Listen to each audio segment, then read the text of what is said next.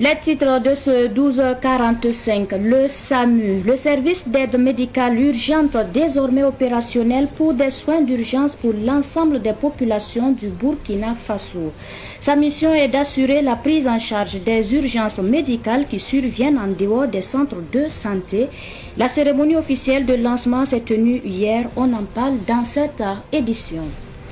Dans ce journal, nous avons fait le constat des travaux de curage du barrage de Boulbi en cours. Les riziculteurs et maraîchers, longtemps confrontés par l'achèvement annuel du barrage, affichent un sentiment de satisfaction dès le début de ces travaux. Un reportage à suivre également dans cette édition. Ce sont les titres de ce journal. Vous faites bien de nous choisir pour vous informer. Bonjour, mesdames et messieurs, et bienvenue. Le chef de l'État, le capitaine Ibrahim Traoré, a reçu en audience une délégation des ministres en charge de l'industrie et du commerce des pays de l'AES. Ces ministres, en conclave à Ouagadougou, ont présenté au président du Faso des projets sur lesquels ils ont échangé. Ils ont évoqué la mise en place d'une centrale d'achat des produits stratégiques dans l'espace AES. Le ministre en charge du commerce du Mali, Moussa Alassane Diallo, a pris la parole au nom de la délégation. Nous, ministres en charge de l'industrie, nous sommes donc chargés d'assurer la mise en œuvre de toutes ces recommandations, notamment en ce qui concerne le volet développement et intégration économique. C'est dans cette perspective que nos travaux vont s'organiser autour d'un certain nombre de réformes structurelles et qui seront mises en œuvre dans les 3 pays membres de l'AES, le Burkina, le Mali et le Niger, de façon à assurer la croissance économique durable, participative et inclusive dans les 3 pays. Il s'agira notamment de toutes les questions liées au développement industriel et à la compétitivité des entreprises, des questions liées à l'amélioration du climat des affaires, la promotion de l'investissement, la facilitation des échanges commerciaux dans l'espace AES, la normalisation et la qualité des produits, la lutte contre la concurrence déloyale, les contrefaçons et la délinquance financière dans nos États, mais également toutes les questions liées à la centralisation des achats, parce que nous comptons mettre en place une centrale d'achat de façon à assurer l'achat groupé de certains produits stratégiques qui vont être favorables à nos populations. Donc, au-delà de ces réformes structurelles que nous allons réfléchir et mettre en place dans le cadre de l'harmonisation des politiques économiques, commerciales et industrielles de nos pays, nous réfléchissons aussi à un certain nombre de défis qui se posent à nos États en matière d'infrastructure, en matière d'énergie, en matière aussi de financement et surtout de la digitalisation de tous les process dans nos différentes structures du commerce et de l'industrie. L'objectif ultime est d'assurer la satisfaction des besoins des populations des 3 pays de l'AES, conformément aux orientations définies par son Excellence le capitaine Ibrahim Traoré, président du Faso, chef de l'État, le général d'armée Assimi Goïta, président de la transition du Mali, chef de l'État, et le général d'armée Abdraman Tiani, président du Niger. Je pense que ces orientations-là vont nous permettre de bâtir une politique fondée sur le développement endogène. Autrement dit, la capacité des 3 pays à produire les biens de consommation, les biens de services et des biens d'équipement. La capacité des 3 pays à nous approprier de nos ressources naturelles pour les affecter au financement de nos développements. Et enfin, la capacité de nos pays à réaliser les infrastructures de base qui vont être de nature à soutenir le développement économique durable et inclusif de nos pays. Alors nous avons reçu les orientations et les instructions du président du Faso, chef de l'État, le capitaine Ibrahim Traoré, et ces instructions vont être le boussole sur lequel nous allons bâtir, le socle sur lequel nous allons bâtir tous nos travaux, et dans les prochains jours, de façon à produire, n'est-ce pas, des éléments de réflexion et de recommandations pour assurer la mise en œuvre de toutes les questions liées aux réformes qui vont de nature à assurer le développement économique de nos pays et de l'intégration économique. Le SAMU, service d'aide médicale urgente, a été officiellement lancé hier par le ministre en charge de la Défense nationale, le général Célestin Saint-Poré, représentant le chef du gouvernement. Le SAMU, c'est en quelque sorte l'hôpital qui va vers le malade pour lui apporter des soins de service d'urgence et le transporter dans des conditions optimales vers des services de santé adéquats. Selon Robert Kargougou, ministre de la Santé, à la différence des ambulances ordinaires, dans chaque ambulance du SAMU, il y a un médecin spécialiste en urgence médicale médicale ou en médecine générale formés en urgence médicale, un infirmier et un ambulancier formés au premier secours. Chaque ambulance contient des équipements qui permettent de réanimer le patient. Les soins d'urgence prodigués par le SAMU sont entièrement gratuits. Et puis, élan de solidarité, El Hadj Amadé Ouedraogo, natif de Waiguia, dans la région du Nord, a offert des matelas et des couvertures au CSPS Naba Tigré. La cérémonie de remise a eu lieu samedi dernier en présence de nos correspondants Roland Lalogo et Aboubakar Gakou depuis la région du Nord. Le centre de santé et de promotion sociale CSPS Naba Tigré de Waiguia a reçu un don important de matériel médico-technique. Ce geste généreux, signé El Hadj Amadé Ouedraogo, fils de la région du Nord, prenant la parole, El Hadj Amadé Ouedraogo a expliqué que ce don répond à l'appel du chef de l'État qui invite chaque citoyen à contribuer au développement du pays. Un message qu'il a voulu matérialiser par son soutien aux structures sanitaires locales. J'ai eu 10 matelas et 10 couvertures pour venir aider le CSPS Naba Tigré. Nous avons répondu à l'appel du président du Faso qui demande à chaque citoyen de contribuer au développement du pays. Nous demandons à tout le monde de façon générale et aux fils et filles de la région du Nord en particulier à contribuer chacun à sa façon au développement de la localité. Nous ne pouvons pas aller tous au front, c'est notre façon aussi de combattre. Présent à l'événement, le chargé de mission de la région du Nord à la présidente du Faso a félicité cette initiative. Selon lui, elle s'allie parfaitement avec la vision du chef de l'État pour une mobilisation citoyenne au service du développement. Donc cela nous réconforte beaucoup, cela permet de nous rassurer que dans la région du Nord, les uns et les autres comprennent donc déjà ce que c'est que le développement endogène et aussi ils répondent en tout cas à l'appel donc du chef de l'État. C'est une fierté et on a jugé nécessaire de venir donc être témoin de ce don-là et encourager le donateur et en plus aussi souhaiter que les autres fils de la région emboîtent le pas pour que le développement endogène, pour que le développement soit une réalité dans notre région. Le haut-commissaire de la province du Yatenga, représentant le gouverneur de la région du Nord, a salué l'acte et encouragé les autres fils et filles de la région du Nord à suivre cet exemple. Le responsable du CSPS Naba Tigré, dans un élan de gratitude, a qualifié ce don de bouffée d'oxygène pour son service, jusque-là confronté à des difficultés d'équipement. Engagement est pris sur place pour l'entretien de ce matériel reçu. C'est vraiment un grand geste qui nous va droit au cœur. C'est un geste qui va sauver des vies. Le CSPS était vraiment dans un besoin de ce matériel. C'est un matériel qui vient au moment où on a vraiment besoin de matelas. Donc nous allons bien l'utiliser pour la santé de la population. Un geste citoyen qui illustre l'importance de l'engagement citoyen dans le développement local et le bien-être collectif. Une action qui pourrait inspirer d'autres initiatives en faveur du système de santé dans cette partie du Burkina Faso. Deogracias Lolita Ouedraogo est désormais diplômée en bioanalyse et assurance qualité.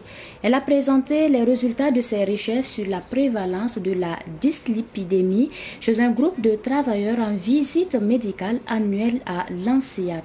Ahmed Joël Compaoré nous en dit plus sur cette soutenance.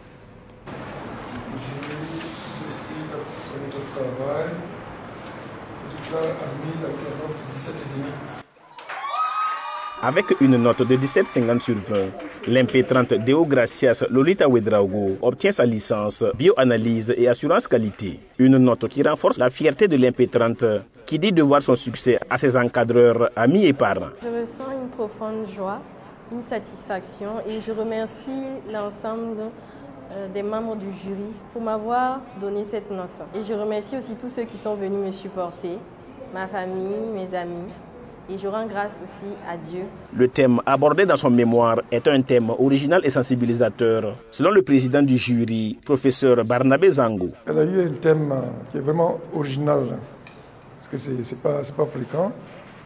c'est aide à l'éducation parce qu'il y a des conseils de sport, d'hygiène de vie, d'hygiène alimentaire.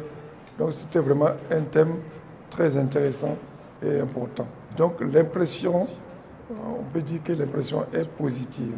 Ce serait un honneur pour nous de l'accompagner. Si elle peut faire un travail de recherche, vraiment ça intéressera l'ANSEAT et ça nous intéresse nous aussi. Et ce serait un honneur pour nous de pouvoir l'accompagner. C'est le lieu pour Lolita Ouedraogo de continuer la sensibilisation en invitant la population à plus de précautions pour préserver leur santé. Le conseil que je peux donner, c'est que les populations doivent faire attention à leur alimentation parce que les dyslipidémies, c'est le thème que j'ai abordé. C'est un problème majeur de santé publique et j'invite la population à faire attention à leur hygiène de vie, prendre les précautions nécessaires et de faire des bilans réguliers de santé pour vérifier si tout va bien. Deogracias Lolita Ouedraogo, diplômée en bioanalyse et assurance qualité, suggère au gouvernement de multiplier les campagnes de sensibilisation des populations, car selon elle, la dyslipidémie est un problème de santé publique au Burkina Faso.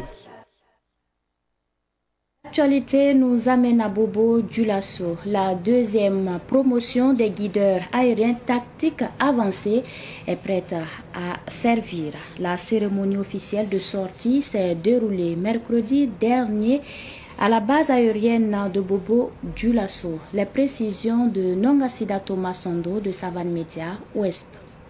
Ils sont 41 stagiaires issus d'unités combattantes du Burkina Faso en fin de stage. Durant 2 mois de formation intensive visant à préparer les soldats à coordonner l'appui aérien au profit des unités terrestres. Cette formation est d'une importance capitale pour nous parce que le GATA est une pièce maîtresse de la coordination entre les avions, les hélicoptères et les troupes au sol. C'est une pièce clé qui permet d'apporter l'appui de façon efficace, de façon efficiente, en évitant les dommages collatéraux, tout en étant destructeur pour les troupes ennemies. La mission principale des guideurs est de veiller à une meilleure coordination des différentes missions depuis l'air vers le sol, et ce, en toute sécurité. Leur rôle est crucial dans l'optimisation des interventions de nos forces armées. Placés en première ligne, ces soldats disposent d'une vision tactique unique, cruciale pour orchestrer des frappes aériennes précises et opportunes. Face à des enjeux de mobilité, de réactivité et de dispersion sur le terrain, le rôle des GATA s'avère stratégique. Leurs compétences en renseignement, en identification des menaces et en coordination des frappes en temps réel sont des atouts indéniables. Au cours de ces 2 mois, les 41 stagiaires, dont 38 sous-officiers et 3 militaires de rang, ont reçu entre autres des notions sur la topographie, la météo, le guidage d'aéronefs, le droit international. Et à l'issue de cette formation, les stagiaires sont perçus comme les yeux et la voix des pilotes au sol, les gardiens de leur sécurité. Ces 2 mois de formation ont été un creuset où se sont mêlés rigueur, courage et fraternité d'âme. Nous avons dompté les outils les plus sophistiqués, aiguisé notre vision tactique et maîtrisé l'art de la communication en toutes circonstances, car dans notre métier, chaque mot est un ordre, chaque seconde une bataille. Les nouveaux guideurs aériens tactiques avancés entreront en action avec des compétences précises et une formation solide nécessaire pour faire face aux défis contemporains en matière de sécurité. Cette promotion symbolise une avancée significative dans la professionnalisation des forces armées nationales, la remise d'attestations et des démonstrations de savoir-faire par les artisans de la précision. Les guideurs aériens tactiques avancés GATA Promotion 2025.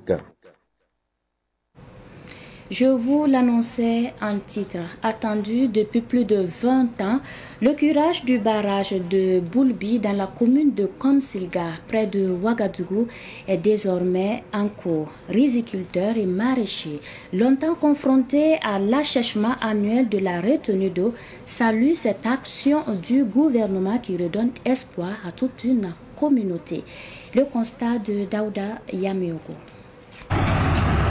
des bulldozers vrombissent, des bennes évacuent le contenu de la plaine accumulé au fil des années et des chargeurs déplacent des tonnes de terre. C'est le spectacle du curage du barrage de Boulbi à quelques kilomètres de Ouagadougou. Pendant plus de 2 décennies, les exploitants agricoles aux abords du barrage ont tiré la sonnette d'alarme sur le tarissement de leur retenue d'eau sans suite. Aujourd'hui, leur cri de cœur a été entendu. Nos rêves ont été vraiment réalisés aujourd'hui. Et dans ce cas, vu la situation où nous vivons et au moment où nous avons vu les machines en train de travailler dans notre plaine et que l'urgence qui était vraiment notre colère a été immédiatement saisie par l'État. Donc nous les remercions grandement. Puis l'ensemble du barrage où nous avons commencé nos doléances avec toutes les différentes magistratures qui étaient venues. Aujourd'hui, nous voyons clairement que cette magistrature, ceux qui gèrent actuellement le pays, gère de la façon où tout le monde aura bel et bien sa part dans ce gouvernement. Selon le secrétaire général de la coopérative rizicole de Boulbi, le curage du barrage permettra aux exploitants de réaliser 2 récoltes par an. En reprenant l'exemple de 2009, on a fait une campagne de 2 saisons.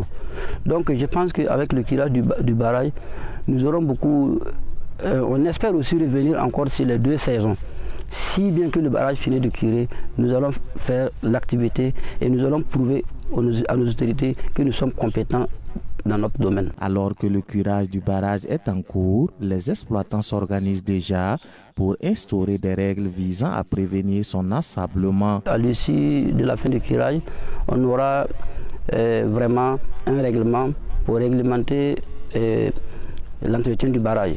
À l'issue de cet entretien maintenant, tout le monde sera convoqué et tout le monde sera chargé maintenant à respecter le règlement et le statut qui était établi pour entretenir notre barrage. On ne laissera plus jamais à ce que les gens vont faire du n'importe quoi dans notre barrage parce que c'est l'avenir même de nous-mêmes et en particulier le Burkina Faso. Les exploitants de la plaine aménagée souhaitent également qu'à l'issue du curage du barrage, des canaux d'irrigation soient dégagés afin de permettre aux producteurs d'arroser leurs cultures convenablement. Lancé sur instruction du président du Faso, le capitaine Ibrahim Traoré, le 8 avril dernier, le curage du barrage de 25 hectares va permettre de retenir environ 100 000 mètres cubes d'eau.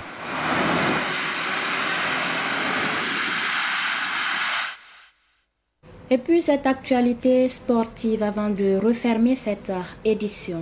La 25e journée de la Ligue 1 face au foot s'ouvre cet après-midi avec un match opposant l'AS Sonabel, 3e au classement, à l'ASFB, 7e. Cette 25e journée prendra fin dimanche prochain. Fin de ce Savane Midi, merci à vous qui l'avez suivi de bout en bout. Merci pour votre constante fidélité. La suite du programme dans un instant.